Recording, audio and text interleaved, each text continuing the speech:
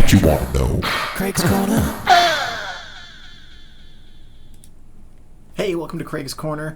Today we're going to talk about steps on VoiceLive 3 and VoiceLive 2.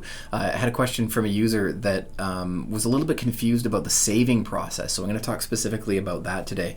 The steps in general, some people think of them as, it's one preset with a bunch of steps inside it, and that saving that one preset that one time would save everything to do with the steps. And in fact, it's not actually that way. Each individual step is kind of like its own complete preset. And so when you're making changes to a specific step, you're going to need to save that step after you've made changes. You don't make a bunch of changes to a bunch of steps and then save it once, and the user is running into that issue and sort of saying, oh my God, what's going on? I can't get these things to save. It's not remembering the settings. So I've changed, as you can see, my window here. User suggestion said, hey, less big TC-Helicon logo, more pretty Craig face. So here you go, more pretty Craig face, and my little logo down in the corner there, of course. So I've got a second camera today, which is kind of nice. So I've got the VoiceLive 3 here. If I go into the step menu, I press and hold it.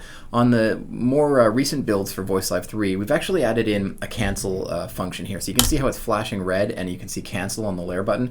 That means if I've accidentally gone into the step menu and I don't want to create a step, I can actually just hit cancel and back out. It's really handy because sometimes you just don't mean to get into that menu if you press and held. So I am going to go press and hold on purpose here. I'm going to go in here and I'm going to create a step.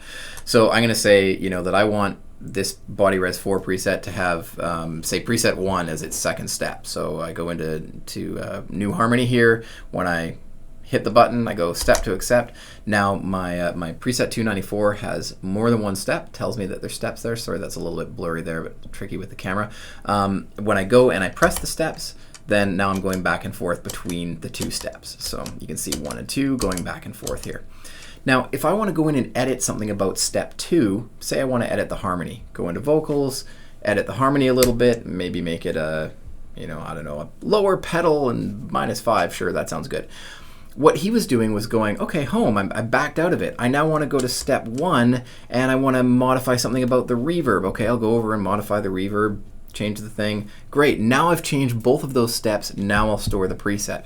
And of course what's happening is it's storing to this particular step. So that reverb change I just made gets stored. That harmony change I made before does not get stored.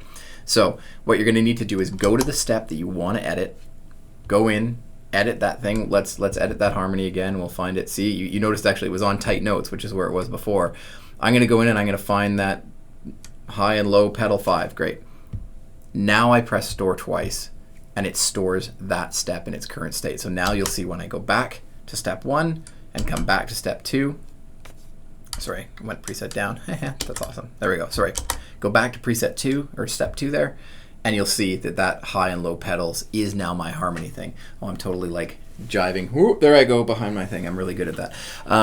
So just making sure that you realize that each individual step requires its own save process before you go to the next step to make a change to that. Otherwise, you will lose those settings. So there's a little tip of the day. Hopefully that helps you understand the steps a little bit more.